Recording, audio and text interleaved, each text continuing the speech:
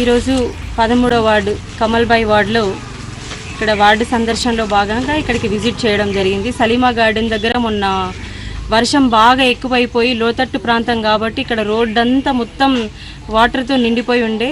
So ఇప్పుడు చూస్తే water ఏం లేదు, అంత మంచిగా ఉంది. సో రోడ్డు ఎక్కడైతే కట్టలు ఇట్లా తెగిపోయి ఉండే ఇక్కడ రోడ్లన్నీ, సో దాంతో గుంతలుగా అయిపోయింది కాబట్టి మొరని తెప్పించినాం. మొరాన్ని నేర్పించడం జరుగుతుంది.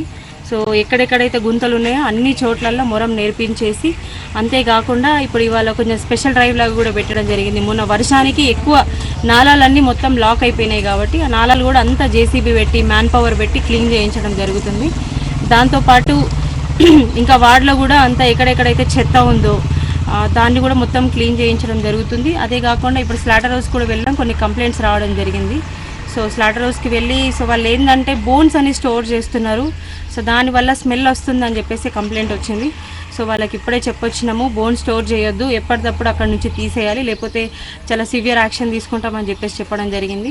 దాంతోపాటు ప్రజలు కూడా కొంచెం అప్రమత్తంగా ఉండి, మేము మీకోసం పనిచేస్తున్నాం కాబట్టి మీరు కూడా మీకోసం కొంచెం ఆలోచించుకొని చెత్త ఎక్కడ పడితే అక్కడ పడేయకుండా, డైలీ వెహికల్ వస్తుంది, ఒకవేళ రాని ఎడల మీరు కంప్లైంట్ చేయండి, వెహికల్ రావట్లేదు 1-2 days అయిపోయింది అని చెప్పేసి.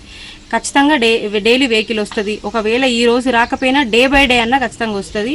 సో చెత్తను బయట ఎక్కడ పడితే అక్కడ పడేయకుండా మీరు చెత్త ఏదైతే వెహికల్ అయితే వస్తుందో ఆ వెహికల్కి మాత్రమే దయచేసి దానికి ఇవ్వండి.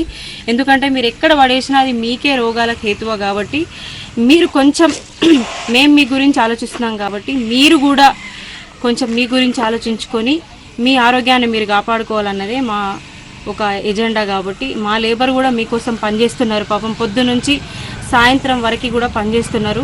మేము కూడా మీకోసం పనిచేస్తున్నాం, మీరు కూడా కొంచెం మీకోసం ఆలోచించుకోండి అని చెప్పేసి జగిత్యాల ప్రజలకి అట్లాగే 13వ వార్డు ప్రజలకి ఎస్పెషల్లీ చెప్పడం జరుగుతుంది. సో ప్లీజ్ అందరూ దయచేసి అర్థం చేసుకోండి.